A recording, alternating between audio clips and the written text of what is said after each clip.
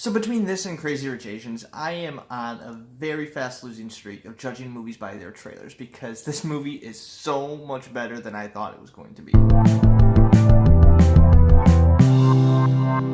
So Searching tells the story of John Cho as he plays David Kim, and he goes looking for his missing 16-year-old daughter. The movie follows as he figures out that she's initially missing, as he contacts the detective and police, and they eventually try to figure out what happened to her. So for this video, I'm going to be spending the first half talking about my initial thoughts of this movie if you haven't seen it already, and then about midway through, I'm going to be discussing spoilers, so I will give you a warning when that is happening. The gimmick for this movie is that it all takes place on computer screens and phone screens. This is an idea that has been done several times now. The most popular, I think, is Unfriended, that came out a couple years ago, and I think there was even a sequel this year that came out. In my opinion, that movie wasn't very good, and I don't plan on seeing the sequel, but the concept is at least somewhat intriguing to me. And the way it works is that these movies, there is no footage outside of a computer screen. So the movie is done through him pulling up iMessage, and we see him texting someone, and the only time we actually see characters' faces is if they're using FaceTime or Skype. And I have to say, this was really well done. You can imagine that telling a story through your computer and phone alone must be very difficult to do for the writers, but every part of it felt so natural. And I think the difference is Unfriended took place on one specific computer and it was all in real time.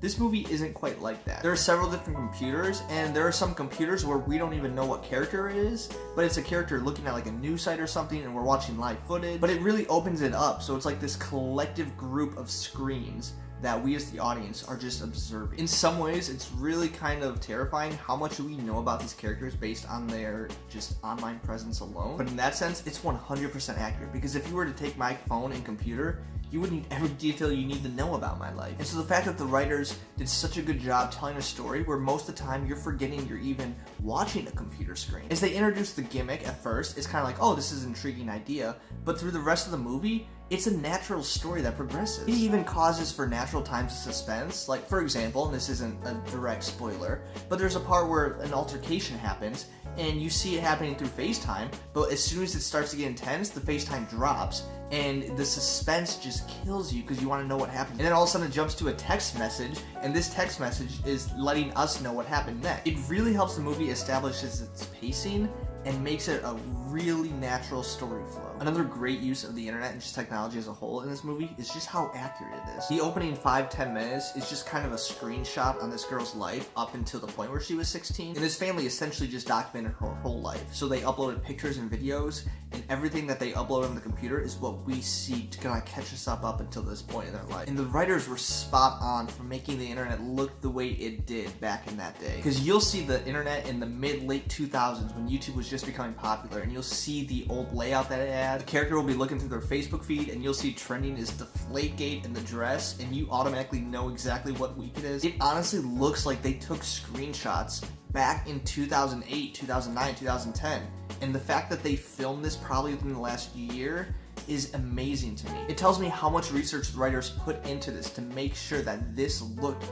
like a computer that we would have used 10 years ago. But not only that, because that's only the opening scene of the movie, because once the movie comes to modern day, the technology also holds up and the characters use it just as we would use it. Things that people are posting on Facebook, the type of text that people are doing, FaceTiming. I really cannot emphasize how natural they made this movie come across. Apparently, there's also a lot of Easter eggs in this. For example, if the main character is looking through his email, there's a whole subplot going on of emails that you can read, and if you pause the movie, you can see exactly what's happening. I'll talk a little bit more about that in spoilers because I'm just learning this from the internet, but I can't wait to watch this movie again on DVD so I can pause and constantly catch new things. So outside of that little gimmick of this movie, it's also a really good plot. It's a mystery for most of the movie, and you're trying to figure out what's going on, and it keeps you guessing up until the very last scene. My experience trying to unravel this mystery watching it for the first time, it was very similar to the details that the writers put in with the internet portion of this movie. There are specific details that if you catch them,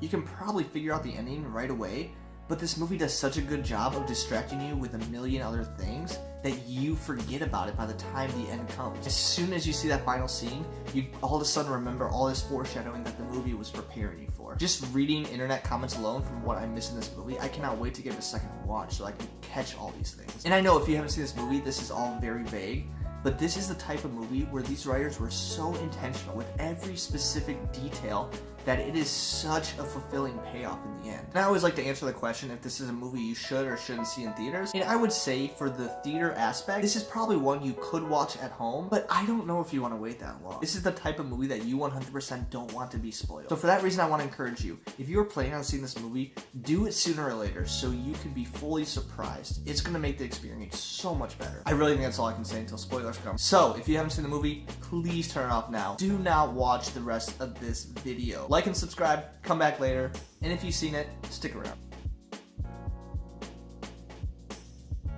So this movie did so well at distracting me. When they first showed that security footage of her driving away, I noticed that car. I knew a car was following her. But what did? They distracted me with another clue, so by the time the end came, I forgot about that car. When he talked to the detective for the first time and she said she was about a half hour away, I knew that was sketchy, but what did? They distracted me with another clue, and I forgot that she was sketchy. I honestly thought it was very odd that they declared her dead for so long and thought it was just a plot hole that this movie was doing. But no, it was intentional. It was also weird to me that the detective ruled out 2 areas of the search zone. But that was also intentional. I think while I was watching this movie, I was starting to nitpick things, and then by the time the end came, it just shoved it in my face like, nope, we meant to do that the whole time. So I really gotta hand it to these writers because they planted every bit of evidence for us to figure it out, and I'm assuming the majority of the people did not see it coming. The fact that they set it up to rain that day and you didn't even think twice about it. The story that the detective told about her son stealing money and her covering up for him when he was a little kid, like how did that not ring more bells for me? And when the dad started screaming and Fish and Chips jumped on and then jumped off right away, it makes so much more sense now. The kid probably thought that Margot was alive, and then when he saw it was just the dad, he freaked out and got off. Even the details of their high school mascot being a catfish, to the detective's Facebook banner being something about a mother loving her son, these are the types of things that I cannot wait to discover while rewatching this. So here's my one complaint, and this is so minor. When he was trying to log on to her Facebook, I don't know why her Facebook password wasn't already in there since it was her laptop. And sure, not everyone does that, but her Instagram was already logged onto her computer. So that just kind of felt a little odd to me because it was this rabbit trail of trying to reset her Facebook password. And to me, if you're gonna leave one account logged onto your computer, it would be Facebook instead of Instagram. But not that big of a deal because the details they put into the rest of this movie make up for it. Apparently, if you pause the movie when he has his emails open, every single one of those emails is a whole backstory. You can watch this movie again and there's a whole other storyline going on in the background. Some of the emails talk about him going on dates with other women, and there's just even more clues that you need to rewatch even to see them. So I'm a big fan of Reddit, and I love the fact that Reddit played a big part in this movie, or they might have actually made it worse, I guess. But if you go on the movie subreddit and look at the discussion for this movie, the writers and producers are actually going to reply in the comments, and they're adding even more details to everyone speculating about this film. So I would encourage you to do that because it's so cool seeing from their perspective, the ones who actually wrote this movie. But I don't really know what else to say. This movie surprised me. I fell for every bit of bait that it was setting up. When they revealed that the uncle was sketchy, I was all on board that the movie was over. That was it. When they revealed that the ex-convict killed her, I was all on board. That was it. When he realized that Fish and Chips was just a catfish, I lost it. It has been a long time since I have seen a movie that genuinely surprised me so many times. At this point, this might be one of my top 10 films of the year. So if you're still watching at this point, you've probably already seen it, but please just go see it again. And if you like what you saw here, please like and subscribe, comment below, let me know what you think, and I will see you next time.